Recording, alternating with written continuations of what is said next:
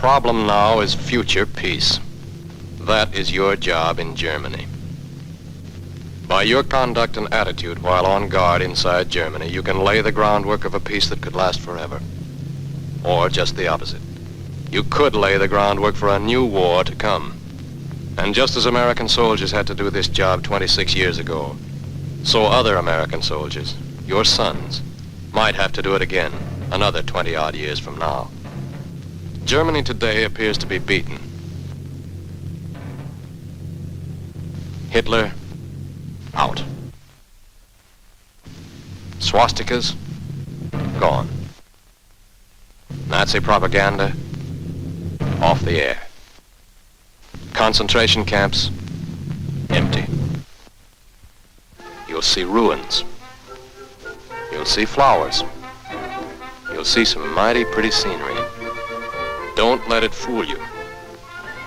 You are in enemy country. Be alert, suspicious of everyone. Take no chances. You are up against something more than tourist scenery. You are up against German history. It isn't good. This book was written chapter by chapter, not by one man, not by one Führer. It was written by the German people. Chapter 1. The Führer, Bismarck. The title, Blood and Iron. The armies, German. Under the Prussian Bismarck, the German Empire was built. The German states combined, serving notice to all that their religion was iron, that their God was blood.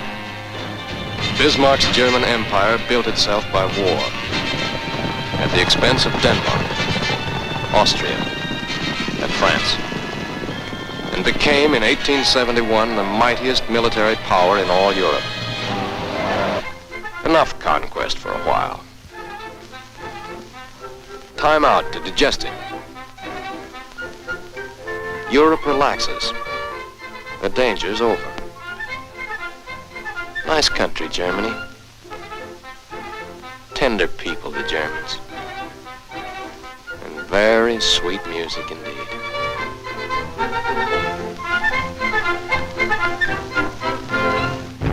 Chapter 2. A new Führer. Kaiser Wilhelm. New title. Deutschland über alles. Germany over all.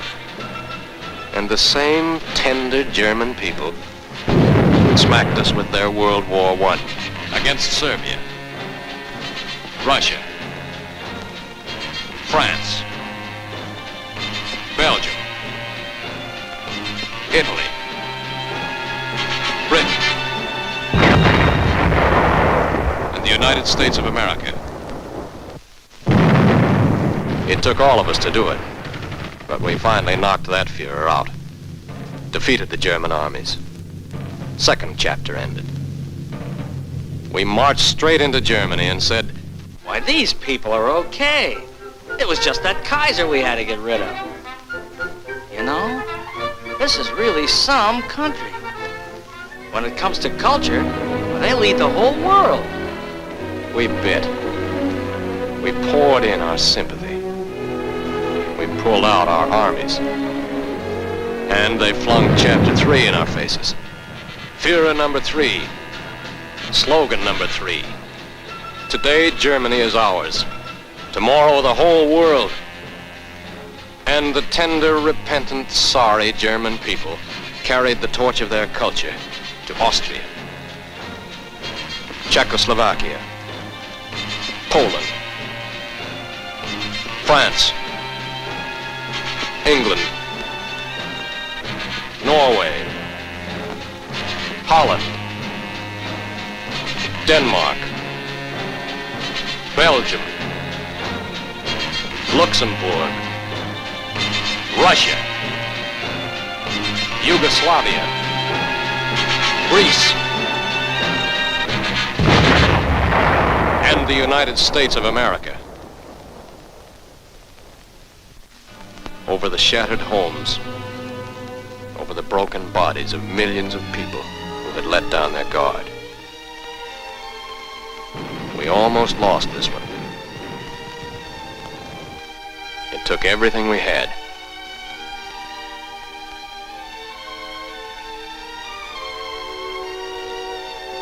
measure the cost in money, there isn't that much money. Measure the cost in lives, we can only guess at that figure.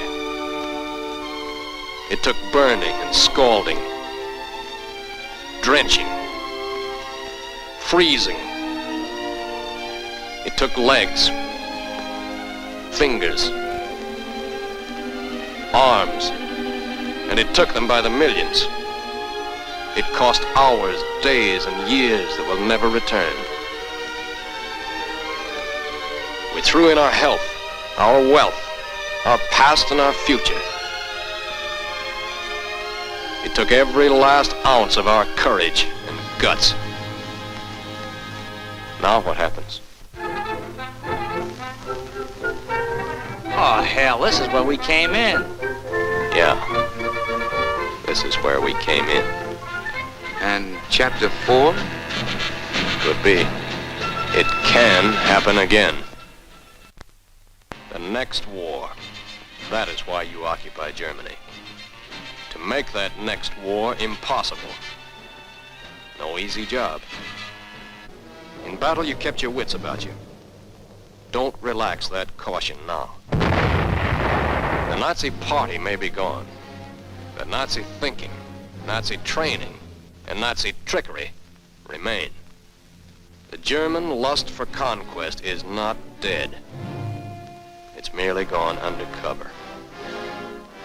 Somewhere in this Germany are the SS guards, the Schutzstaffel, the Gestapo gangsters. Out of uniform, you won't know them, but they'll know you. Somewhere in this Germany are stormtroopers by the thousands.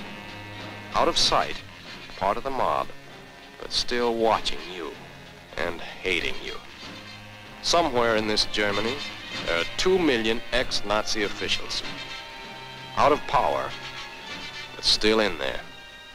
And thinking about next time. Remember that only yesterday, every business, every profession was part of Hitler's system.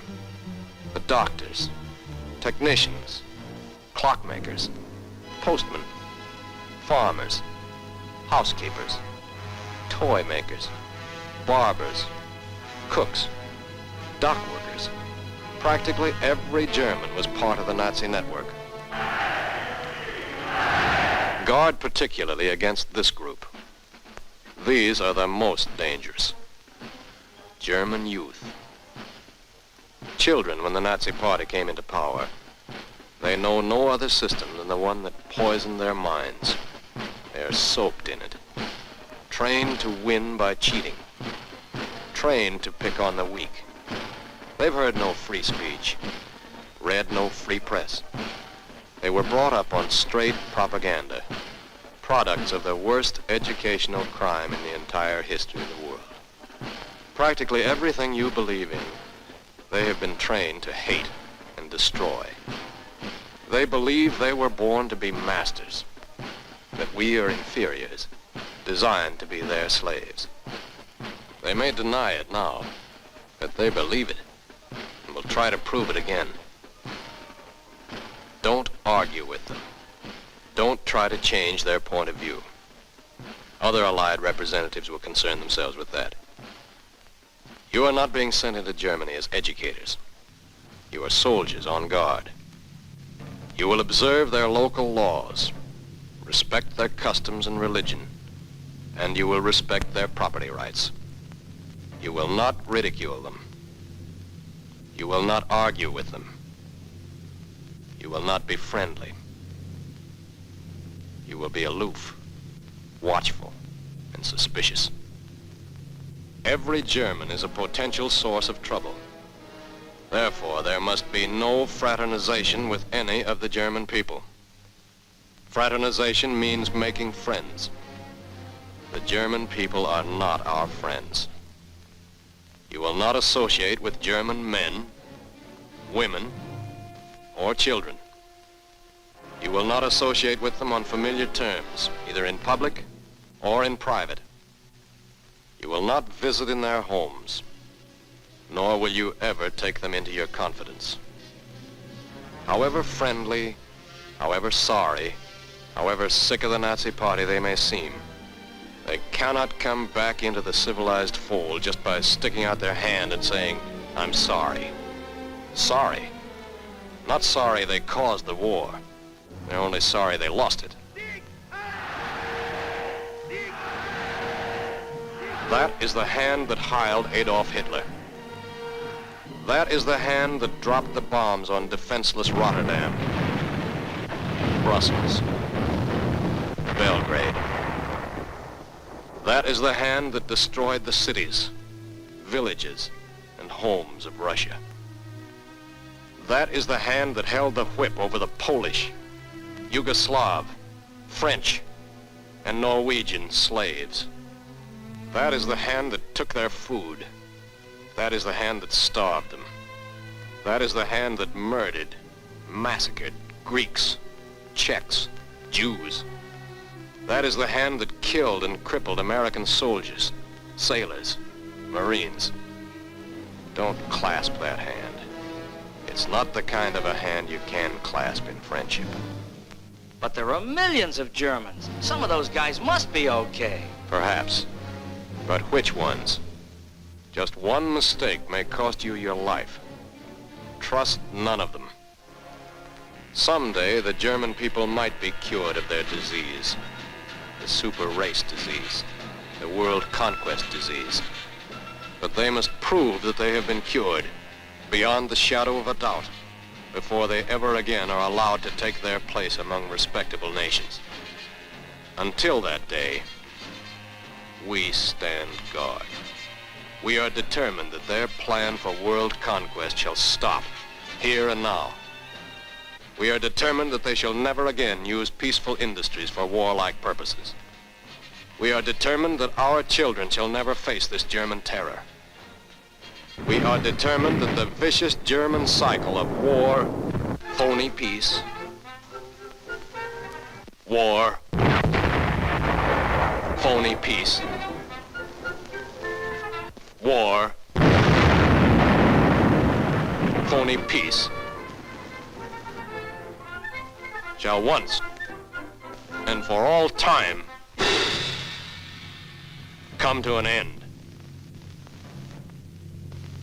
That is your job in Germany.